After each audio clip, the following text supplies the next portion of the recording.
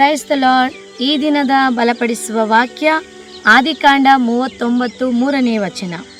ಯೆಹೋವನು ಯೋಸೇಫನ ಸಂಗಡವಿದ್ದು ಅವನು ಮಾಡುವ ಕೆಲಸವನ್ನೆಲ್ಲ ಸಫಲವಾಗುವಂತೆ ಮಾಡುತ್ತಾನೆಂದು ಅವನ ದಣಿಯು ತಿಳಿದು ಅವನ ಮೇಲೆ ದಯೆ ಇಟ್ಟು ಅವನನ್ನು ಸ್ವಂತ ಸೇವಕನನ್ನಾಗಿ ನೇಮಿಸಿಕೊಂಡನು. ಆಮೇನ್. ಪ್ರಿಯ ದೇವರ ಮಕ್ಕಳೇ, ಯೆಹೋವನ ಸಂಗಡ ದೇವರಿದ್ದಾರೆ ಎಂಬುದಾಗಿ ಅಲ್ಲಿರುವಂಥ ಅಧಿಕಾರಿ ತಿಳಿದುಕೊಂಡು ಅವನನ್ನು ತನ್ನ ಸ್ವಂತ ಸೇವಕನನ್ನಾಗಿ ಮಾಡಿಕೊಳ್ತಾರೆ. ಹಲ್ಲೆಲೂಯಾ. ಯಾರ ಜೊತೆಯಲ್ಲಿ ಯೆಹೋವನು ಇರ್ತಾರೋ, ಅಂದರೆ ದೇವರು ಇರ್ತಾರೋ, ಅವರಿಗೆ ಮೊದಲನೇದಾಗಿ ನಡೆಯುವ ಒಂದು ವಿಷಯ, ಅವರು ಏನೇ ಕೆಲಸ ಮಾಡಿದ್ರು, ಅವರು ಏನೇ ಪ್ರಯತ್ನ ಮಾಡಿದ್ರು ಅವೆಲ್ಲವೂ ಕೂಡ ಕೈಕೂಡಿ ಬರುತ್ತದೆ. ಹಲ್ಲೆಲೂಯಾ. ನನ್ನ ಜ್ಞಾನದಿಂದ ಇದನ್ನು ನಾನು ಮಾಡಿ ಮುಗಿಸ್ತೇನೆ, ನನ್ನ ಬಲದಿಂದ ಇದನ್ನು ಮಾಡಿ ಮುಗಿಸ್ತೇನೆ, ಹಾಗೆ ಹೀಗೆ ಅಂದುಕೊಂಡು ಕೆಲವರು ಏನೇನೋ ಮಾಡಿ ಸೋಲುಗಳನ್ನು ಕಂಡಿರೋದನ್ನು ನಾವು ಕೇಳು ಇದ್ದೀವಿ, ನೋಡು ಇದ್ದೀವಿ. ಹಲ್ಲೆಲೂಯಾ. ಆದರೆ ಯೆಹೋವನ ಸಂಗಡ ಇದ್ದು ನಾವು ಮಾಡುವ ಪ್ರಯತ್ನಗಳನ್ನು ನೋಡೋದಾದರೆ ಅದು ಎಲ್ಲವೂ ಕೂಡ ಜಯಕರವಾಗಿಯೂ ಆಶೀರ್ವಾದವಾಗಿ ಇರುತ್ತದೆ. ಹಲ್ಲೆಲೂಯಾ. ಆದರೆ ಇಲ್ಲಿ ಯೋಸೇಫನ ಸಂಗಡ ದೇವರು ಇದ್ದದರಿಂದ ಅವನ ಕಾರ್ಯಗಳೆಲ್ಲ, ಅವನಿಗೆ ಏನೇ ಮಾಡಲಿ, ಅದು ಎಂಥ ಕೆಲಸನೇ ಕೊಡಲಿ, ಅವನಿಗೆಲ್ಲವೂ ಕೂಡ ಕೈಕೂಡಿ ಬರ್ತಾಯಿತ್ತು, ಎಲ್ಲವೂ ಸಫಲವಾಗ್ತಿತ್ತು. ಹಲ್ಲೆಲೂಯಾ. ಆಗ ಅವನ ಸುತ್ತ ಇದ್ದ ಜನರಿಗೆ ಗೊತ್ತಾಯಿತು, ಇವನ ಜೊತೆಯಲ್ಲಿ ದೇವರಿದ್ದಾರೆ, ಇವನ ಸಂಗಡ ದೇವರಿದ್ದಾರೆ, ಇವನು ಏನೇ ಮಾಡಿದರೂ ಅದೆಲ್ಲ ಸಫಲವಾಗ್ತಾ ಇದೆ ಅನ್ನೋದನ್ನು ಹೊರಗಿನ ಜನರು, ಅವನ ಸುತ್ತಲಿದ್ದ ಜನರಿಗೆ ಗೊತ್ತಾಯಿತು. ಹಲ್ಲೆಲೂಯಾ. ಹಾಗಾದರೆ ಈ ದಿನ ನಿಮ್ಮ ಜೀವನದಲ್ಲಿ ಹೇಗಿದೆ? ನೀವು ಎಷ್ಟೋ ಪ್ರಯತ್ನಗಳನ್ನು ಮಾಡ್ತಾ ಇದ್ದೀರಾ, ಏನೇನೋ ಸಾಧಿಸಬೇಕು, ಏನೇನೋ ಸಫಲತೆ ಬೇಕು ಅಂತ ಎದುರು ನೋಡ್ತಾ ಇದ್ದೀರಾ. ಆದರೆ ನಿಮ್ಮಲ್ಲಿ ಅನೇಕರು ಸೋಲುಗಳನ್ನು ಕಾಣ್ತಾ ಇದ್ದೀರಾ, ಅನೇಕರು ನಷ್ಟಗಳನ್ನು ಕಾಣ್ತಾ ಇದ್ದೀರಾ, ಅನೇಕರು ಜಿಗುಪ್ಸೆಗೊಂಡಿದ್ದೀರಾ. ಹಲ್ಲೆಲೂಯಾ. ಯಾಕೆ ಅಂತ ಈಗ ನಾನು ಹೇಳ್ತಿರುವಾಗಲೇ ನಿಮಗೆ ಅರ್ಥ ಆಯಿತು ಅನಿಸುತ್ತೆ. ನಮ್ಮ ಜೊತೆ ದೇವರು ಇದ್ದಾರಾ? ಇಲ್ಲ ನನ್ನ ಬಲದ ಮೇಲೆ ನಾನು ಆಧಾರ ಪಡ್ತಾ ಇದ್ದೀನ, ನನಗಿರುವ ಎಜುಕೇಷನ್ ಮೇಲೆ ನಾನು ಆಧಾರ ಪಡ್ತಾ ಇದ್ದೀನ? ನೋಡ್ರಿ, ಅದೇ ಆದಿಕಾಂಡದಲ್ಲಿ 41ನೇ ಅಧ್ಯಾಯ 38ನೇ ವಚನದಲ್ಲಿ ಒಂದು ವಾಕ್ಯವಿರುತ್ತದೆ. ಯೆಹೋವನ ಆತ್ಮ, ಅಂದರೆ ದೇವರ ಆತ್ಮ ಅವನ ಮೇಲೆ ಉಂಟಲ್ಲ ಎಂಬುದಾಗಿ ದೇವರ ವಾಕ್ಯ ಹೇಳುತ್ತದೆ. ಅವನೊಳಗಡೆ ದೇವರ ಆತ್ಮವಿತ್ತಂತೆ. ಜೊತೆಯಲ್ಲಿ ದೇವರಿದ್ದಾರೆ, ಒಳಗಡೆ ದೇವರ ಆತ್ಮ ಇದೆ. ಆಗ ಜೊತೆಯಲ್ಲಿಯೂ ದೇವರಿದ್ದಾರೆ, ಒಳಗಡೆನೂ ದೇವರ ಆತ್ಮ ಇದೆ. ಆಗ ಹೇಗೆ ಅವನು ಮಾಡಿದ್ದೆಲ್ಲ ಸಕ್ಸಸ್ ಕಾಣದೇ ಇರುತ್ತೆ. ಹಲ್ಲೆಲೂಯಾ.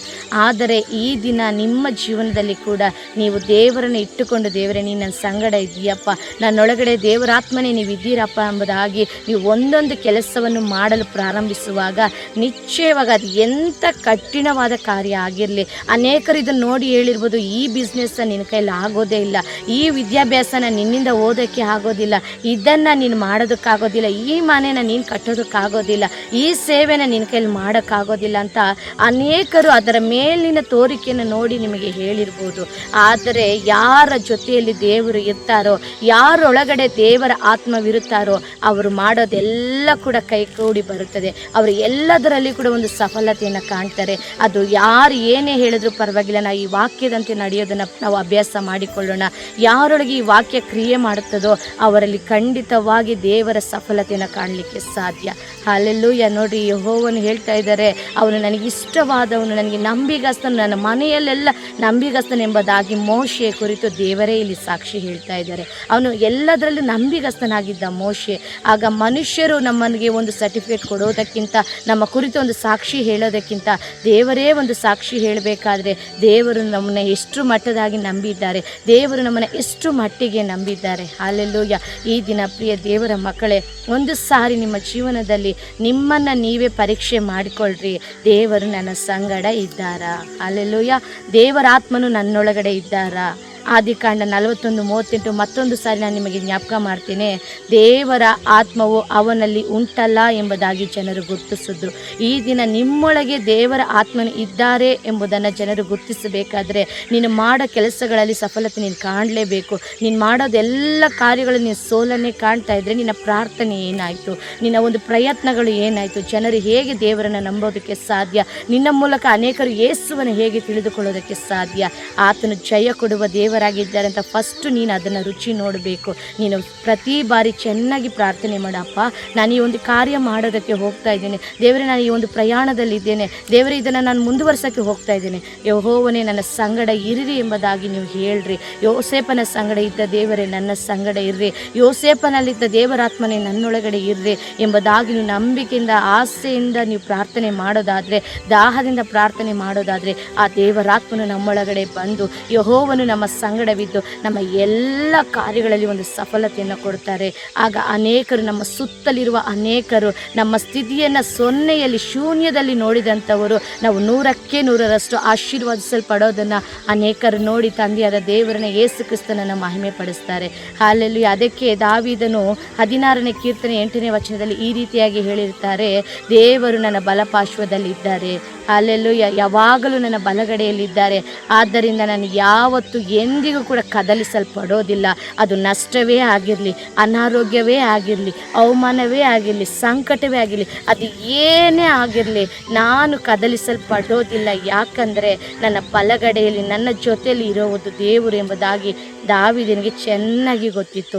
ಈಗ ಒಂದು ಮಕ್ಕಳ ಜೊತೆ ತಂದೆ ತಾಯಿ ಇರೋದೇ ಆದರೆ ಅವ್ರನ್ನ ಸರಿಯಾಗಿ ಲೀಡ್ ಮಾಡಿ, ಸರಿಯಾಗಿ ಗೈಡ್ ಮಾಡಿ, ಈ ಮಾರ್ಗದಲ್ಲೇ ನೀನು ಹೋಗಬೇಕು, ಇದನ್ನೇ ನೀನು ಮಾಡಬೇಕು ಎಂಬುದಾಗಿ ಅವರಿಗೆ ಪ್ರತಿ ಸಾರಿ ಪ್ರತಿ ಕ್ಷಣ ಆಲೋಚನೆ ಕೊಟ್ಟು ಕೊಟ್ಟು ಕೊಟ್ಟು ಅವರು ಸೇರಬೇಕಾದ ಗಮ್ಯಕ್ಕೆ ಅವ್ರನ್ನ ಕರ್ಕೊಂಡು ಹೋಗಿ ಸೇರಿಸ್ತಾರೆ.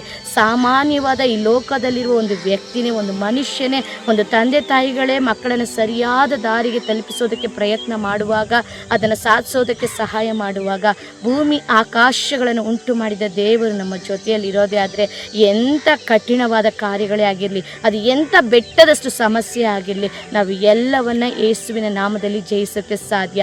ಆದರೆ ಮತ್ತೆ ಹೇಳ್ತೀನಿ, ಅದು ನಮ್ಮ ಬಲದಲ್ಲಿ ಆಗೋದಿಲ್ಲ, ನಮ್ಮ ಜ್ಞಾನದಲ್ಲಿ ಆಗೋದೇ ಇಲ್ಲ, ನಮ್ಮ ಪ್ರಯತ್ನದಲ್ಲಂತೂ ಆಗೋದಿಲ್ಲ.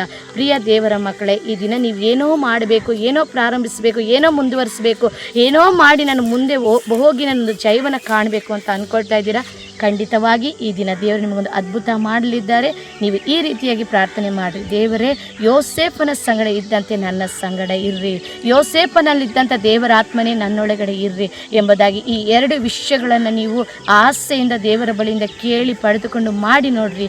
ಖಂಡಿತವಾಗಿ ನಿಮ್ಮ ಎಲ್ಲ ಕಾರ್ಯಗಳಲ್ಲಿ ಸಫಲತೆ, ಜಯ, ಆಶೀರ್ವಾದ ಯೇಸುವಿನ ನಾಮದಲ್ಲಿ ಉಂಟಾಗುತ್ತದೆ ಎಂಬುದಾಗಿ ನಾನು ಕರ್ತನಲ್ಲಿ ನಂಬುತ್ತೇನೆ. ನಿಶ್ಚಯವಾಗಿ ಈ ವಾಕ್ಯ ನಿಮಗೆ ಪ್ರಯೋಜನವಾಗಿರುತ್ತದೆ. ದೇವರು ತಾನೇ ನಿಮ್ಮನ್ನು ಆಶೀರ್ವದಿಸಲಿ, ನಿಮ್ಮ ಕುಟುಂಬಗಳನ್ನು, ಕೆಲಸ ಕಾರ್ಯಗಳನ್ನು ಎಲ್ಲವನ್ನು ಕೂಡ ಆಶೀರ್ವದಿಸಲಿ. ದೇವರ ನಾಮಕ್ಕೆ ಮಹಿಮೆ ಉಂಟಾಗಲಿ. ನಿಮ್ಮಲ್ಲಿ ಒಂದು ಚಿಕ್ಕ ಮನವಿ, ಅನೇಕರು ಈ ವಿಡಿಯೋವನ್ನು ಪ್ರತಿದಿನ ನೋಡ್ತಾ ಇದ್ದೀರಾ, ಅನೇಕರು ಒಳ್ಳೆ ಕಾಮೆಂಟ್ಗಳನ್ನು ಮಾಡ್ತಾ ಇದ್ದೀರಾ, ಅನೇಕರು ನಮಗೆ ತಿಳಿಸ್ತಾ ಇದ್ದೀರಾ, ತುಂಬ ಧನ್ಯವಾದ. ಇನ್ನೂ ಕೂಡ ಈ ಸೇವೆಗಾಗಿ ದಯವಿಟ್ಟು ನಿಮ್ಮ ಪ್ರಾರ್ಥನೆಗಳಲ್ಲಿ ನೆನೆಸಿಕೊಳ್ಳ್ರಿ. ಇನ್ನು ಯಾರ್ಯಾರೆಲ್ಲ ಸಬ್ಸ್ಕ್ರೈಬ್ ಮಾಡಿಕೊಂಡಿಲ್ವೋ, ಲೈಕ್ ಮಾಡಿಲ್ವೋ, ಶೇರ್ ಮಾಡ್ತಿಲ್ವೋ, ದಯವಿಟ್ಟು ಇನ್ನೂ ಅನೇಕರಿಗೆ ತಲುಪಿಸೋದಕ್ಕೆ ಸಹಾಯ ಮಾಡಿ. ನೀವು ಪ್ರಾರ್ಥಿಸಿರಿ, ದೇವರು ನಿಮ್ಮನ್ನು ಆಶೀರ್ವದಿಸಲಿ. God bless you.